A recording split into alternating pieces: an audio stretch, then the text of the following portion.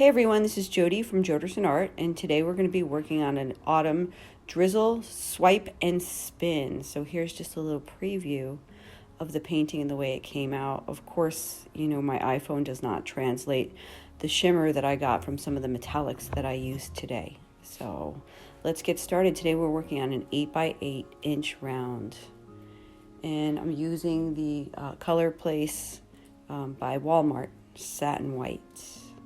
And I'm just going to spread this out and give us a nice base to work on. I've sped it up a little bit because I know nobody likes to watch somebody pour paint for 20 minutes. So let's get going. So the first color that we're going to be using today is by Arteza. It's the burnt sienna. And I have all of my pouring medium, cell activator in the description if you're interested. The second color we're using is one of the new pigments by this little piggy, and this is Harvest Gold. The next color that we're using, I don't know if I'm saying this right, Gouache, and it's the Liquitex Fluorescent Orange. The next color we're going to be using is by Diamond. This is called Copper Penny. Really pretty color. And last color I'm using is one of my all-time favorite. This is Mango Freeze by ColourArte, another pigment. So after I lay down that initial line of paint in the middle, this is really simple, guys. One of the easiest ways to make a beautiful painting is to do a drizzle and swipe. So you're just going to, like a little cartoon, you're just going to start drizzling your paint. And you want to layer it.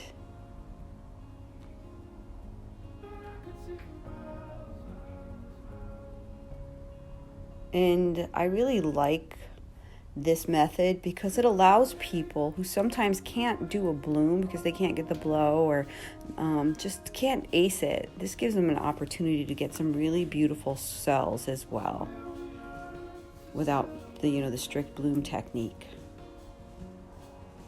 So here's my cell activator. This is Australian floetrol with golden heavy body carbon black, and my ratio is 4:1 on this. Now I'm just going to start swiping from the middle, and after I looked at this video I realized that I really need to work on my swiping technique a little bit. So you'll see as I'm doing this, like right there, I didn't drag it all the way, but we're going to fix that at the end. So don't despair if you swipe and there's a big hole in your painting. You can fix it relatively easy right at the end. So yep, did it again. I think I'd learn. But swiping's difficult. It's about the pressure on the paint, on the canvas itself. If you put too much pressure, you'll drag the paint through and you'll get down to that pillow paint. You don't want to do that. So as you can see, as I'm swiping, some of the cells are really just starting to pop. So I just use a regular piece of cardboard, pretty thin. I find if I use a harder cardboard that I'm a little heavy-handed, I'll tend to swipe into the paint. So now we're going to go back and I'm going to fix those mistakes that I just made. So I just take another piece of cardboard and I just cut a smaller piece and I try to go over it. And now when we're doing this particular technique, you don't have to worry so much about the edges because you're going to spin a lot of that paint off. So if you don't get all the way to the edge, don't fret, don't worry about it. It's going to fix itself in a few minutes.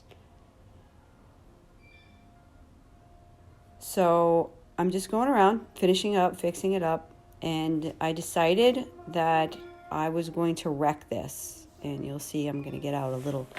it's just a little bamboo skewer that you use to make, I think, like a shish kebab on, that you could buy in the grocery market, relatively cheap, to wreck this.